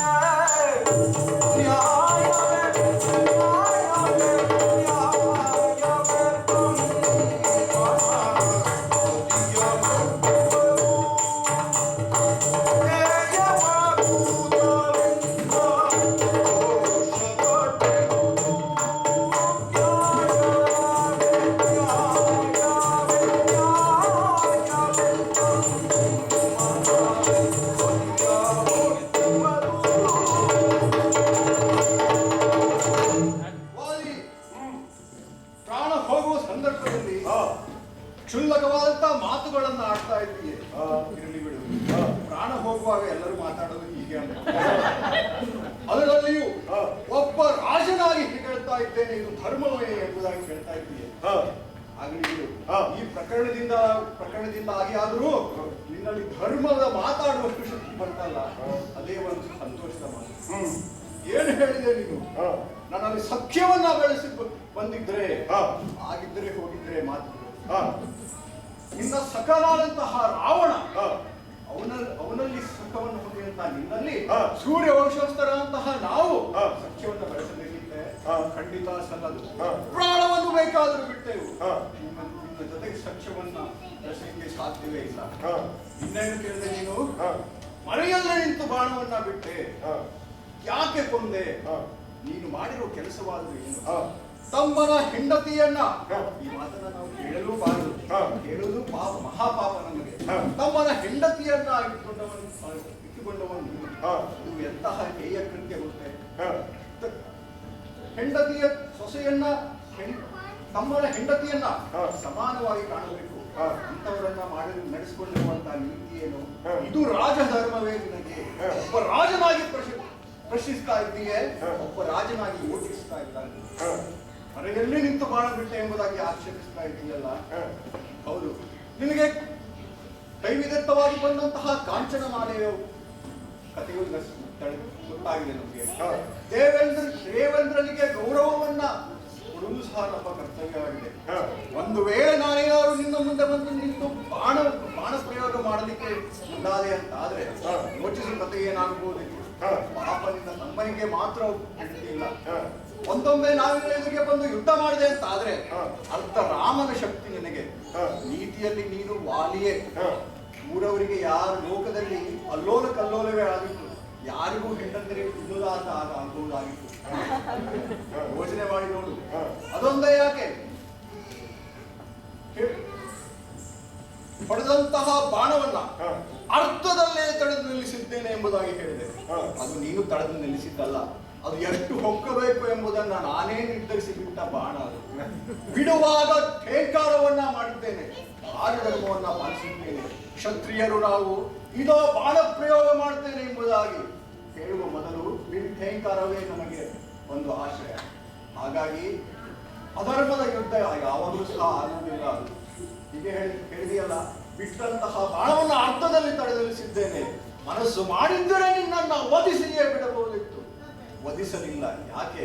ಸಾಯುವ ಗಳಿಗೆಯಲ್ಲಾದರೂ ಧರ್ಮ ಗೊತ್ತಾದರೆ, ಧರ್ಮ ಏನೆಂಬುದು ಗೊತ್ತಾದರೆ ಪ್ರಾಣ ಭಿಕ್ಷೆಯನ್ನ ನೀಡ್ತೇನೆ. ತಮ್ಮನ ಹೆಂಡತಿಯನ್ನ ರುಮೆಯನ್ನ ಬಿಟ್ರೆ ಇನ್ನೂ ನಿನಗೆ ಪ್ರಾಣ ಭಿಕ್ಷೆಯನ್ನ ನೀಡ್ತೇನೆ. ಹೇಳು ರಾಮಚಂದ್ರ, ನನಗೆ ಪ್ರಾಣ ಭಿಕ್ಷೆಯನ್ನ ನೀಡ್ತೀಯ ರಾಮ? ಇನ್ನೂ ಸಹಿತ ನೀಡ್ತೇನೆ. ರಾಮಚಂದ್ರ, ಬೇಡ ಪ್ರಭು. ಕರುಣವಿದ್ದರೆ ಸಾಕು,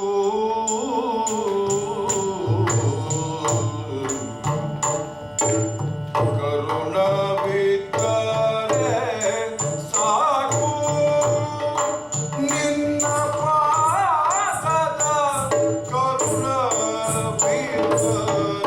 ಸಾಕು.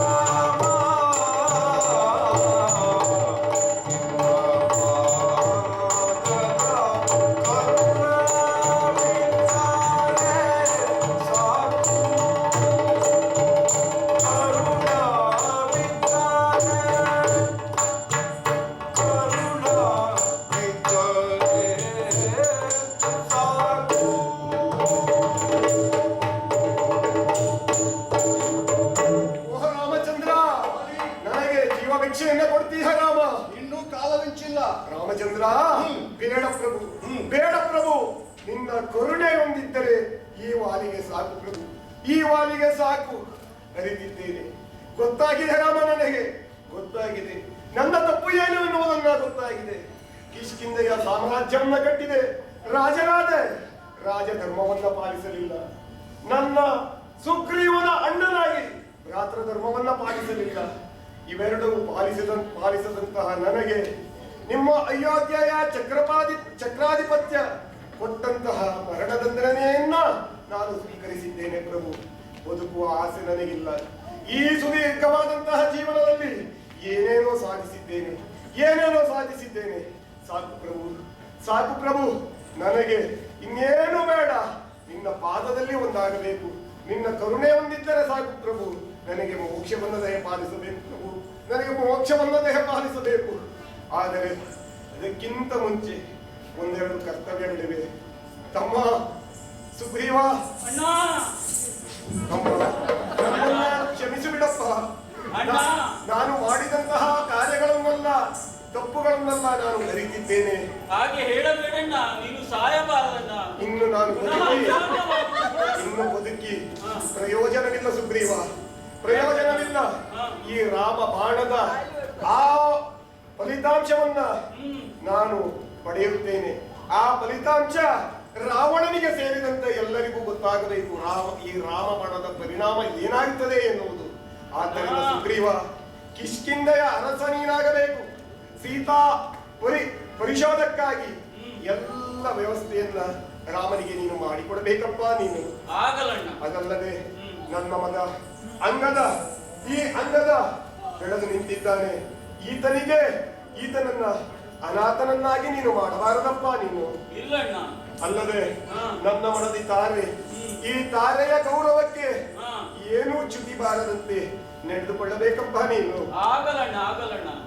ರಾಮಚಂದ್ರ, ನನ್ನ ಕರ್ತವ್ಯವನ್ನೆಲ್ಲ ಮುಗಿಸಿದ್ದೇನೆ. ನನಗೆ ಮೋಕ್ಷವನ್ನು ದಯಪಾಲಿಸು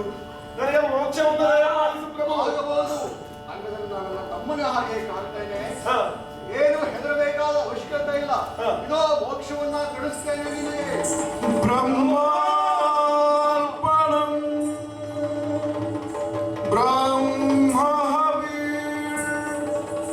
ಬ್ರಹ್ಮಾಗ್ನೋ ಬ್ರಹ್ಮಣಹುತಂ ಬ್ರಹ್ಮೈವ ತೇನ ಘಂತವ್ಯಂ ಬ್ರಹ್ಮ ಕರ್ಮ ಸಮಾಧಿನ ಬ್ರಹ್ಮ ಕರ್ಮ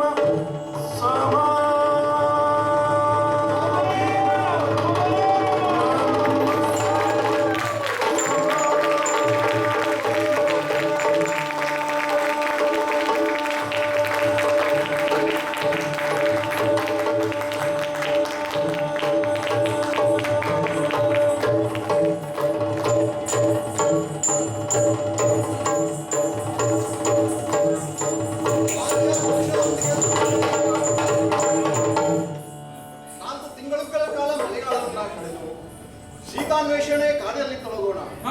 ಸರ್ವರಿಗೂ ಮಂಗಳವಾಗಲಿ.